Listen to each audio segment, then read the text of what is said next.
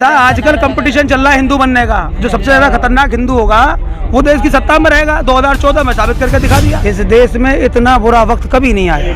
ना किसी मुसलमान की जरूरत, ना किसी एससी की जरूरत, ना किसी एसटी की जरूरत। ये मोदी ने करके दिखा दिया। कंपटीशन चल रहा है कि उनको सिर्फ वोट के लिए हिंदू बनाया जाता है, बाकी संसाधनों में हिस्सा नहीं हमारा। मोदी इस देश के अंदर कि तुम्हारा दुश्मन जो है वो मुसलमान है, जबकि आज तक पूरे भारत के अंदर कभी किसी मुसलमान तो कोई युद्ध तो हुआ नहीं। वोट लेने का काम हमारा, वोट की मशीन है हम लोग। हम तो हमेशा वोट देते रहेंगे। इस देश के अंदर दलितों को मुसलमानों का दुश्मन बनाकर इस देश को विभाजित करने की बात जोड़ने का, अपने लोगों को समझाने का, समझ जाओ आगे खाइए, तुम डूबने वाले हो, तुम्हारी स्थिति खत्म हो चुकी है। अब नहीं समझेंगे तो हम तो लोग होकर निकालने का प्रयास कर रहे हैं।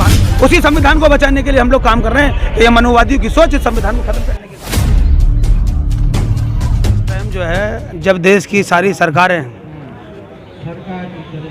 उत्पीड़ना पर उतर आए हैं और हमारे जो इस देश के अंदर जो मूलवासी हैं, इस देश के एससी, एसटी, ओबीसी और माइनॉरिटी के लोग, जब उनके ऊपर जुल्म जास्ती बढ़ने लगे और देश की बैठी हुई सरकार उन लोगों को संरक्षण देने लगे जो हमारे कत्ल कर रहे हैं, तो उसके लिए कोई सुन नहीं रहा। हमारी ये स्थान है। इस देश में इतना बुरा वक्त कभी नहीं आया जितना अब है। शोषण की चरम सीमा पर शोषण चल रहा है। जब कोई हमारा सुन नहीं रहा तो आ गए यहाँ पर। देश का सबसे अच्छा वक्त चल रहा है क्योंकि प्रधानमंत्री मोदी है। जो मोदी जी हैं वो बात सही कर रहे हैं, क्योंकि देश के अंदर जो है 5 लोगों का बहुत अच्छा वक्त चल रहा है। 5 लोग जो देश के हैं उनका बहुत अच्छा वक्त चल रहा है। देश के सारे संसाधन उनके पास हैं, देश की सारी सत्ताएं उनके पास हैं। आप बताइए ओबीसी का क्या है इस देश के अंदर?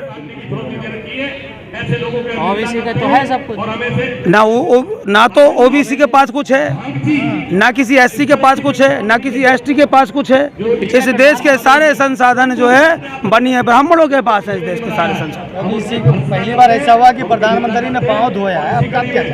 पाँव?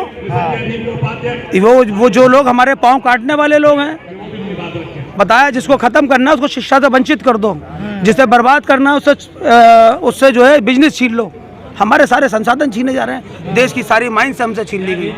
हम देश के मालिक हुआ करते थे, सारे संसाधन हमारे पास थे, हैं जल जंगल के मालिक हम थे। आज हमारे पास क्या है? तो ऑप्शन है ना आपके पास, केजरीवाल है। हमारे पास केजरीवाल ऑप्शन है। इस देश में हमेशा एससी, एसटी, ओबीसी और माइनॉरिटी की अनदेखी होती रही और जो सरकारें आई सिर्फ वोट के लिए इस्तेमाल किया गया हम लोगों को। केजरीवाल तो आपके लिए कर रहे हैं ना काम।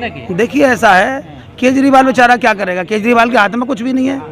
दिल्ली की जो सरकार है लंगड़ी सरकार है, कुछ नहीं है। वो कह रहे हैं नोटों पर गणेश की, लक्ष्मी की फोटो लगाई है। ऐसा आजकल कंपटीशन चल रहा है हिंदू बनने का। जो सबसे ज्यादा खतरनाक हिंदू होगा वो देश की सत्ता में रहेगा। 2014 में साबित करके दिखा दिया। ना किसी मुसलमान की जरूरत, ना किसी एससी की जरूरत, ना किसी एसटी की जरूरत। ये मोदी ने करके दिखा दिया।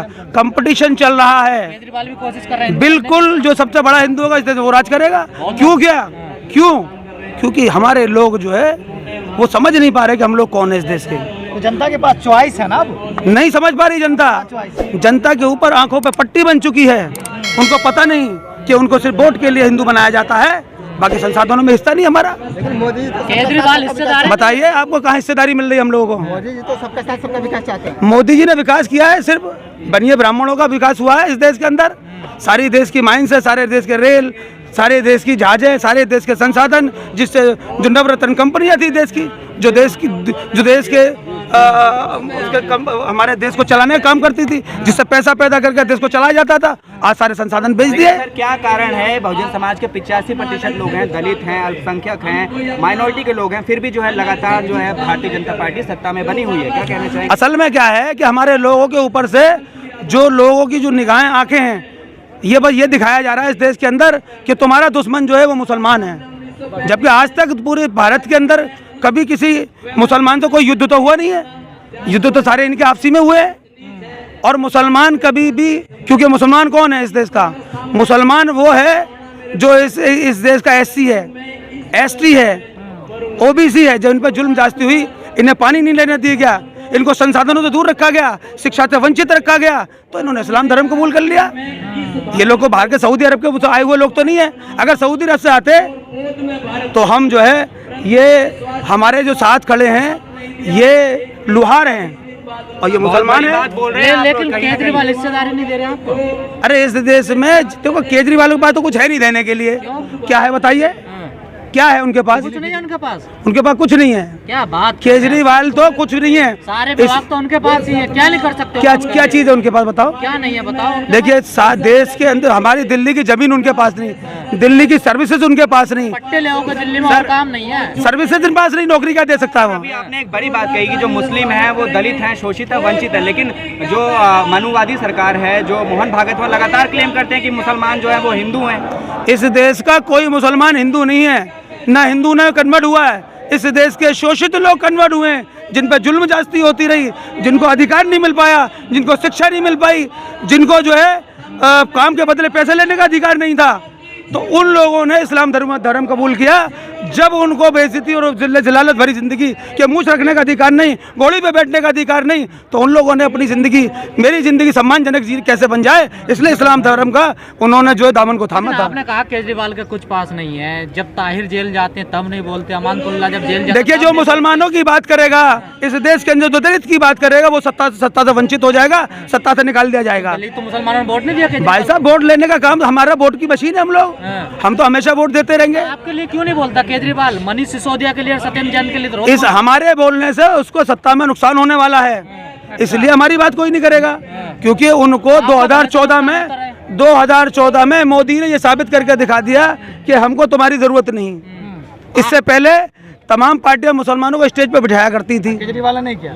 सारी पार्टियां बिठा इससे तो सम्मान दिया करती थी। आज बताओ कौन सी पार्टी अपने स्टेज पे मुसलमानों को सजा रही है? यही तो केजरीवाल के, क्योंकि इस देश के अंदर दलितों को मुसलमानों का दुश्मन बनाकर इस देश को विभाजित करने की बात करनी है, इस देश को टुकड़े करने के काम कर रही है सरकार इस टाइम। ये है केजरीवाल दलित और मुसलमानों के मुद्दे पे क्यों नहीं बोलता? देखिए केजरीवाल के हाथ में जो काम है वो काम तो कर रहे हैं केजरीवाल, आवाज तो उठा सकता है। केजरीवाल के पास जो काम है उस काम को वो कर रहे हैं, लेकिन अगर उनको देश से खत्म, गौतम के लिए एक शब्द नहीं बोला। देखिए देश से अगर खत्म करना है तो मैं केजरीवाल को तो आज ही बुलवा दो, मुसलमानों की बात कल से वो जीरो हो जाएगा।